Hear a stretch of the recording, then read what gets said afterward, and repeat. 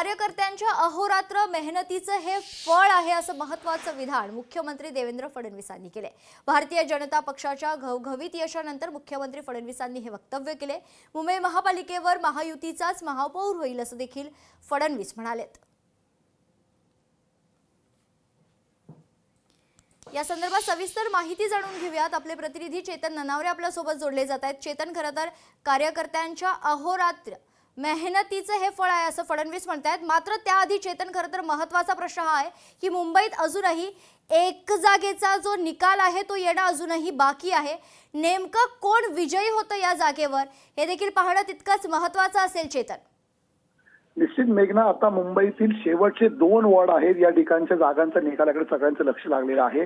227 पैकी 225 वॉर्डमध्ये एकंदरीत निकाल जाहीर झालेले आहेत। मात्र वॉर्ड क्रमांक 121 आणि वॉर्ड क्रमांक 122 असे 2 वॉर्ड आहेत ज्या ठिकाणी अद्यापही आत्ताशी पहिली फेरी त्या ठिकाणी पार पडलेली आहे। त्यामध्ये वॉर्ड क्रमांक 121 मध्ये ठाकरे गटाच्या प्रियदर्शनी ठाकरे आहेत। काही क्षणासाठी आपल्याला थांबवते, मी पुन्हा आपल्याकडे येईल, असेच जोडलेले रहा। या क्षणाची महत्त्वाची बातमी मुंबई महानगरपालिका निवडणुकीचा निकाल, आणि खरं तर काही क्षण उरलेले आहेत, संपूर्ण राज्याचा निकाल लागलाय। मात्र एकूण 225 वॉर्डचा निकाल समोर आलाय। 2 वॉर्डचा निकाल येणं अजूनही बाकी आहे। वॉर्ड क्रमांक 121 आणि 122चा निकाल येणं अजूनही बाकी आहे। त्यामुळे नेमक्या कोणत्या पक्षाला या ठिकाणी यश प्राप्त होतं ते देखील पाहणं तितकंच महत्त्वाचं असेल। चेतन, मी पुन्हा एकदा आपल्याकडे येते। या 2 वॉर्डमध्ये 121 क्रमांक वॉर्डमध्ये थेट ठाकरे गट आणि शिंदे गटामध्ये लढत आहे। सध्या तरी 500 मतांनी ठाकरे गटाच्या प्रियदर्शनी ठाकरे या ठिकाणी आघाडीवर आहेत। तर 122 क्रमांक वॉर्डमध्ये ठाकरे विरुद्ध भाजप असा सामना सुरू असून भाजपचे चंदन शर्मा, जे काँग्रेसचे माजी नगरसेवक आहेत, ते या ठिकाणी आता सध्या लीडवरती आहेत। जवळपास 400 मतांची आघाडी चंदन शर्मा यांनी घेतलेली आहे। त्यामुळे या 2 पैकी आता एका ठिकाणी भाजप तर दुसऱ्या ठिकाणी ठाकरे गट आपल्याला आघाडीवर पाहायला मिळते। त्यामुळे पुढच्या काही क्षणांमध्ये या 2 वॉर्डचा निकाल हाती आल्यानंतर मुंबईतील 227 जागांचा तिढा आहे तो, त्याचा निकाल आहे तो समोर पाहायला मिळू शकतो। मात्र तुर्तास तरी भाजप शिवसेना युतीने चेतन, म्हणजे एका जागेवर ठाकरेंची शिवसेना आणि एका जागेवर भारतीय जनता पक्षाचा विजय होण्याची शक्यता वर्तवली जाते। चेतन, निश्चितच मेघना, आता या 121 क्रमांक वॉर्डमध्ये ठाकरे गट तर 122 क्रमांक वॉर्डमधून भाजप आघाडीवरती पाहायला मिळतंय।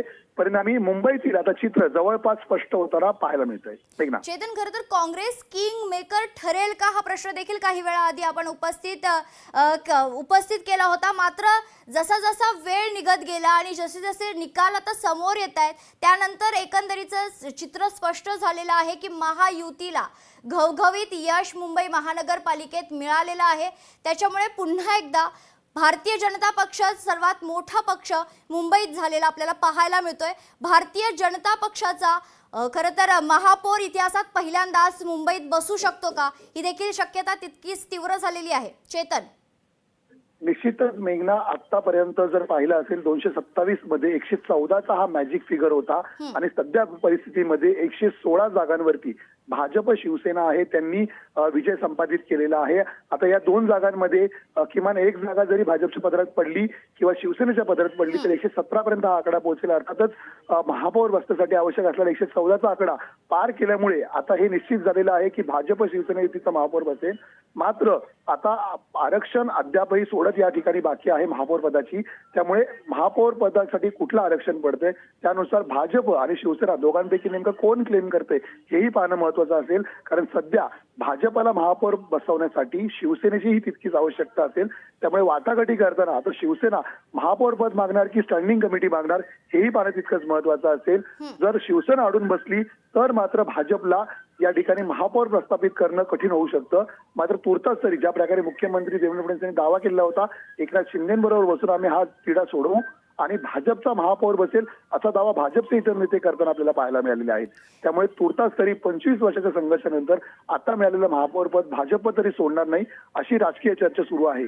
परिणामी या दोनही नेत्यांच्या आता बैठकीमध्ये या आठवड्यामध्ये या संदर्भातील अंतिम निर्णय आहे तो जाहीर केला जाऊ शकतो। चेतन, खरं तर साधारण सकाळी 10 वाजता मतमोजणीला सुरुवात झाली होती आणि आता रात्रीचे 10:17 होत आहेत। अजूनही या 2 वॉर्ड्सचा निकाल येणं बाकी आहे।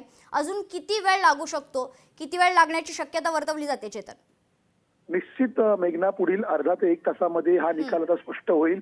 याआधी एका वॉर्डमध्ये पाडू मशीनचा वापर करण्यात आलेला होता. डिस्प्ले गेल्यामुळे या ठिकाणी या पाडू मशीनचा वापर करून जो निकाल आहे तो जाहीर करण्यात आलेला आहे.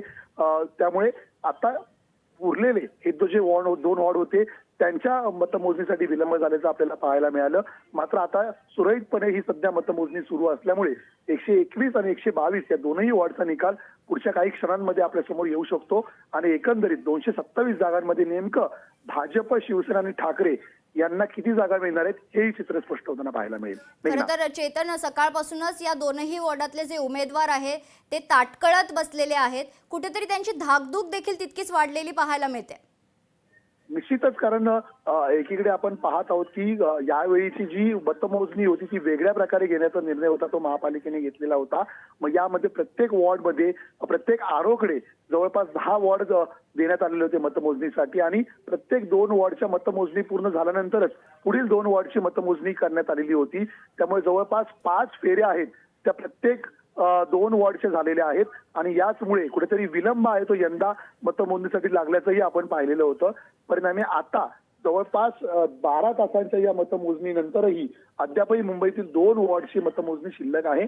परिणामी पुढच्या काही क्षणांमध्ये या 2 वॉर्डची मतमोजणी पूर्ण झाल्यावरती मुंबईतील महापालिकेतील सर्वपक्षीय बलाबल आहे तेही स्पष्ट होताना पाहायला मिळेल.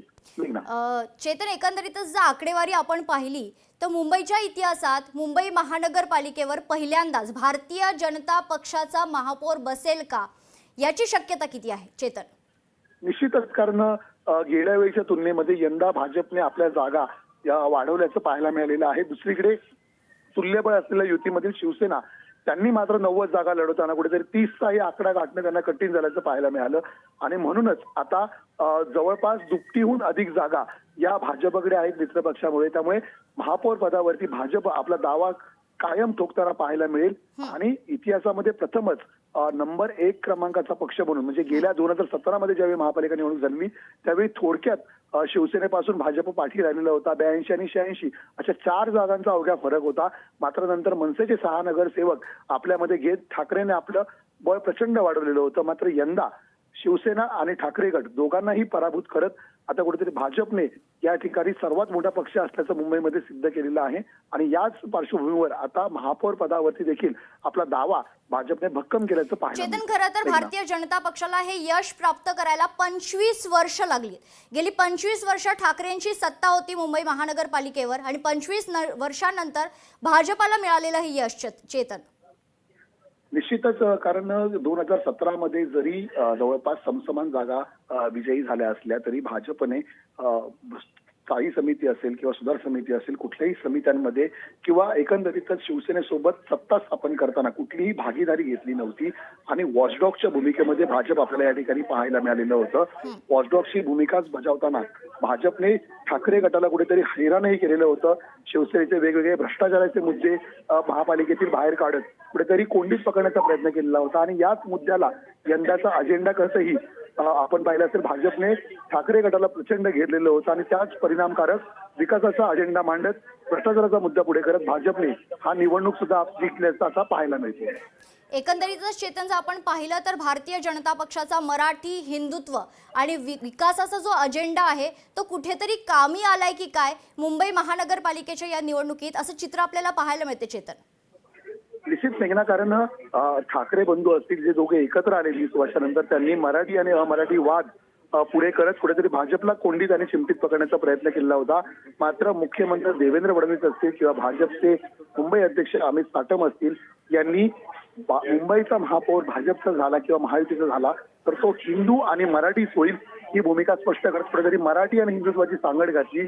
याशिवाय विकासाचं विजन देवेंद्र फडणवीस यांचं मांडत मेट्रो असेल, कोस्टल रोड असेल, अटल सेतू असेल अशा प्रकल्पांचं प्रदर्शन पुढे करत विकासाचा अजेंडा आणि विजन मांडून मतदारांना साथ घातलेली होती आणि अखेर या विकासाच्या विजनला कुठेतरी भाजपच्या मतदारांनीही भरभरून कौल दिल्याचं पाहायला मिळते आणि म्हणूनच इतिहासात सर्वाधिक जागा जिंकणारा भाजप हा प्रथमच मुंबई महापालिकेत पहिल्या क्रमांकाचा पक्ष आपल्याला पाहायला मिळतोय आणि म्हणूनच पुन्हा एकदा महापौर बसवण्याची देखील ऐतिहासिक असा विजय भारतीय जनता पक्षाला प्राप्त झाला. तुर्तास धन्यवाद चेतन, आपण दिलेल्या सविस्तर माहितीसाठी.